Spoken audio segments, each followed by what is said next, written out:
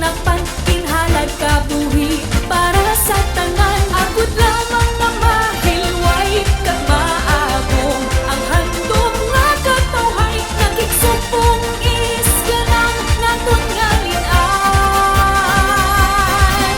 Nag-agay madamong dugo kag luha, kasakit ginbatyag siya